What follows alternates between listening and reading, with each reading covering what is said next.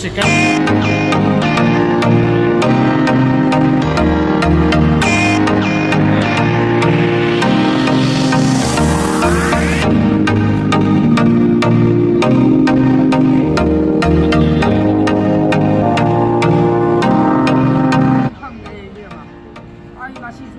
awa phadigom leiba loire hujik ukabi amuk leidore ayaiba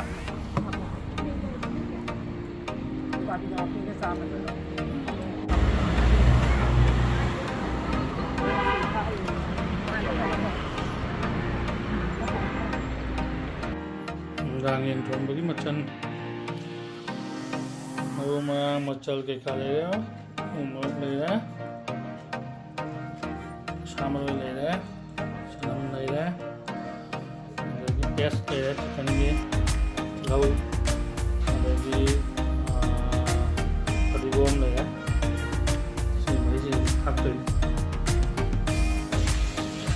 khan san ba hore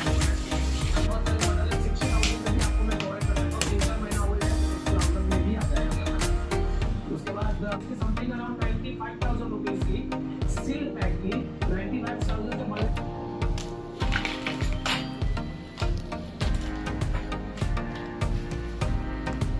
ini jam 1 ya mal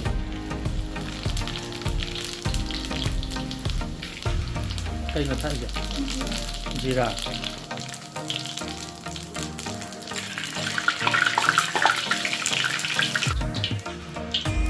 cây ngọt cho năm là tenang.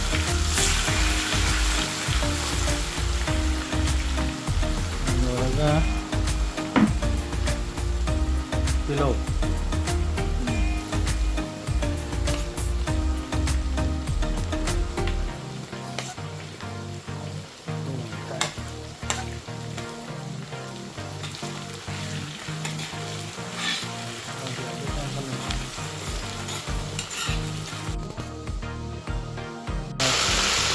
Chicken half đấy.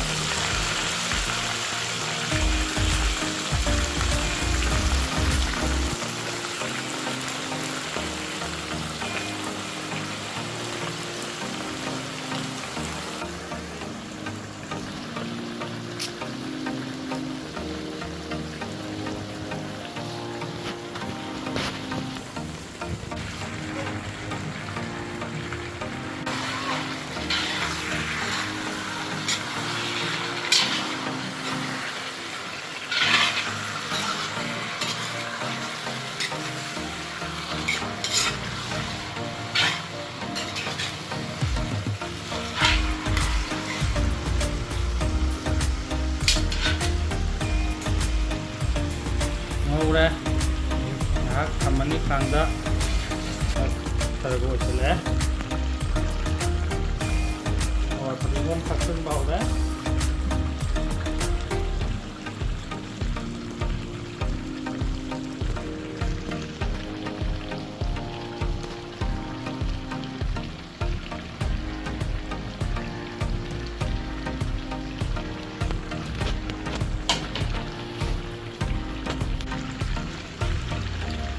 cây này đi nào masalah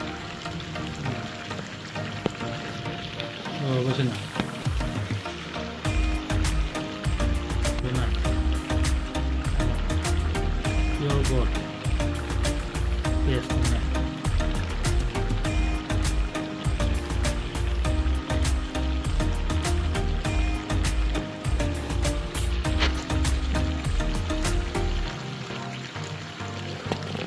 क्या था तो नहीं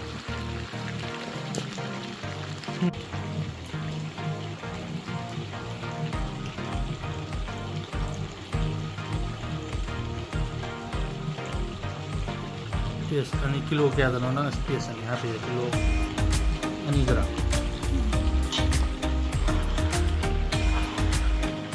खाएगा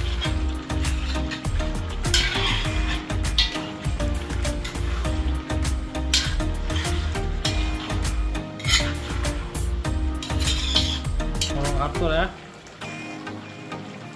hap ya, alu kapsang ya,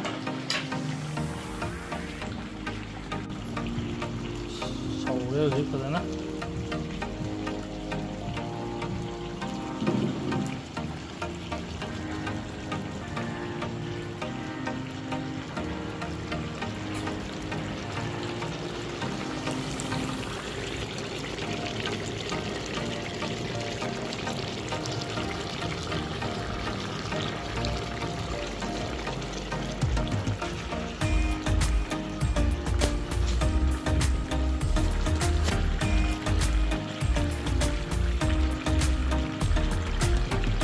maju.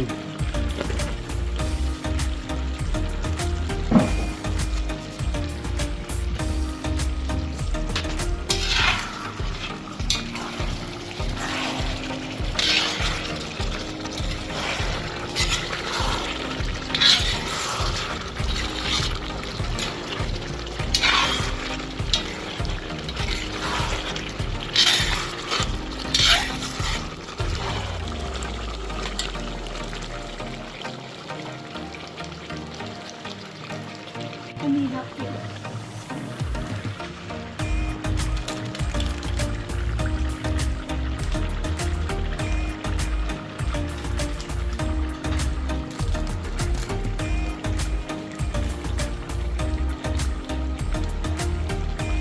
Ngok masula.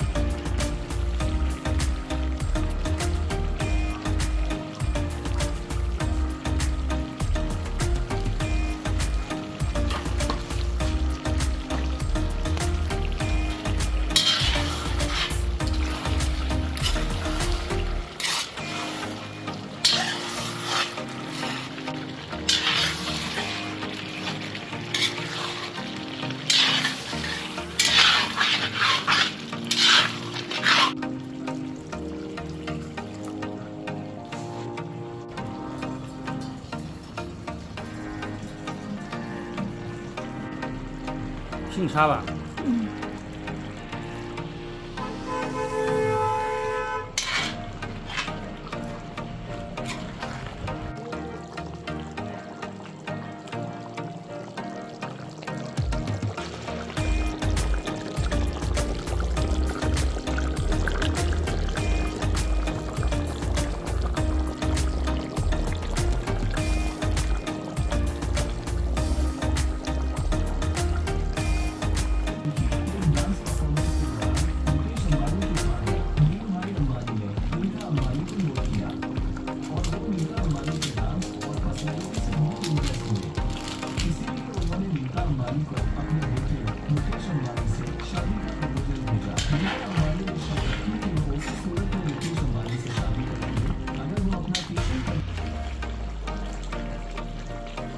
Adium thật sự là giúp lôi đấy giang phòng bạ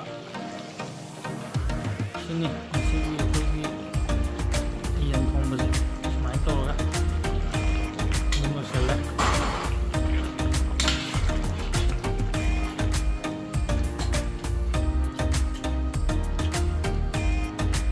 yên phòng bự lôi đấy yên làm sao được nên là yên mà tung mani hôm mà ra Kabi maga, kang soya.